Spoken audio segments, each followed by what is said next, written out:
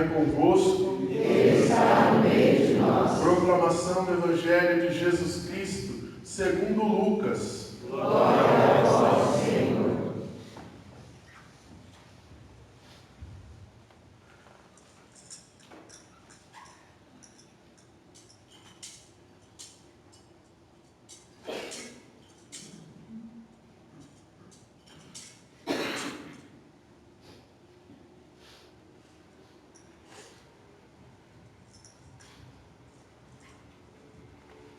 Naquele tempo, os 72 voltaram muito contentes, dizendo: Senhor, até os demônios nos obedecem por causa do teu nome. Jesus respondeu: Eu vi Satanás cair do céu como um relâmpago. Eu vos dei o poder de pisar em cima de cobras e escorpiões, e sobre toda a força do inimigo, e nada vos poderá fazer mal. Contudo, não vos alegreis, porque os espíritos vos obedecem. Antes, ficai alegres, porque vossos nomes estão escritos no céu. Naquele momento, Jesus exultou no Espírito Santo e disse: Eu te louvo, Pai, Senhor do céu e da terra, porque escondestes estas coisas aos sábios e inteligentes, e as revelaste aos pequeninos. Sim, Pai, porque assim foi do teu agrado. Tudo me foi entregue pelo meu Pai. Ninguém conhece quem é o Filho a não ser o Pai. E ninguém conhece quem é o Pai a não ser o Filho. E aquele a quem o Filho quiser revelar. Jesus voltou-se para os discípulos e disse-lhes em particular: Felizes os olhos que veem o que vós vedes. Pois eu vos digo que muitos profetas e reis quiseram ver o que estáis vendo e não puderam ver. Quiseram ouvir o que estáis ouvindo e não puderam ouvir. Palavra da salvação. Glória a vós, Senhor.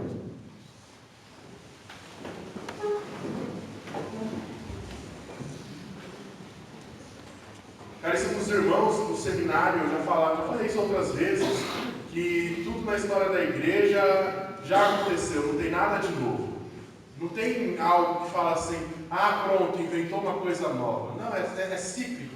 A gente vai passar pela mesma situação, vai mudar uma coisa ou outra, mas é sempre continuar do mesmo jeito.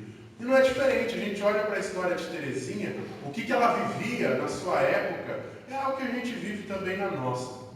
A diferença é que mudou a heresia, mas é a mesma coisa.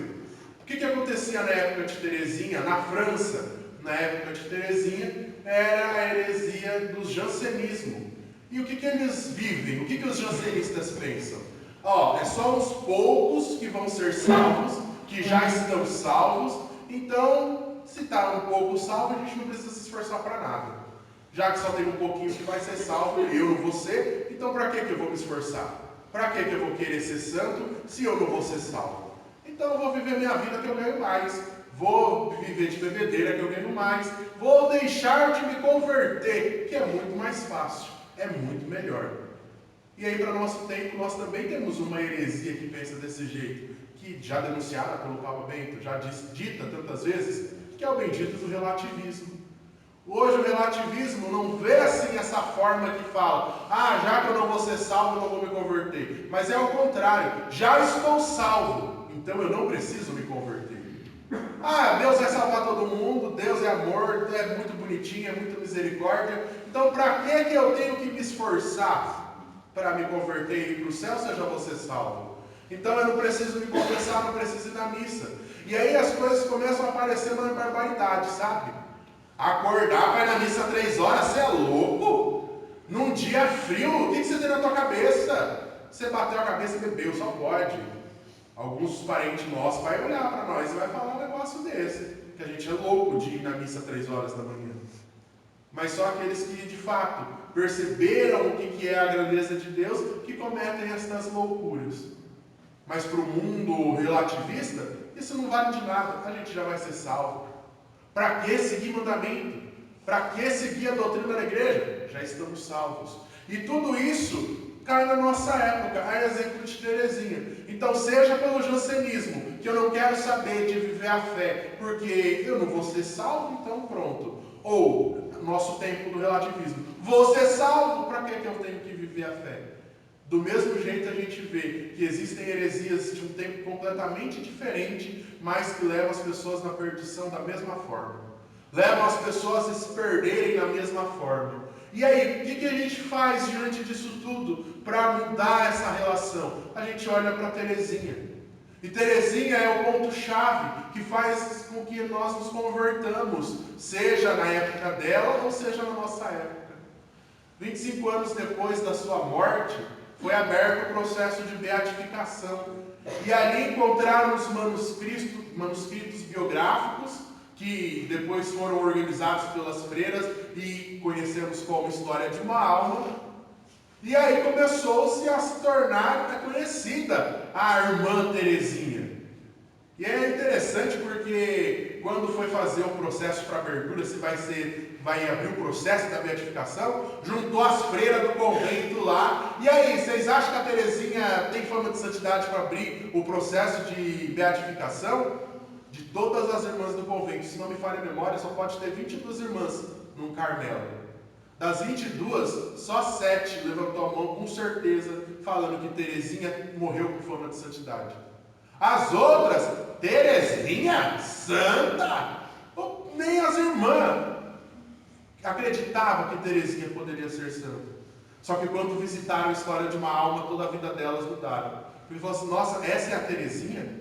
Nós não conhecíamos tudo isso que Teresinha passava. Essa é a vida interior de Teresinha.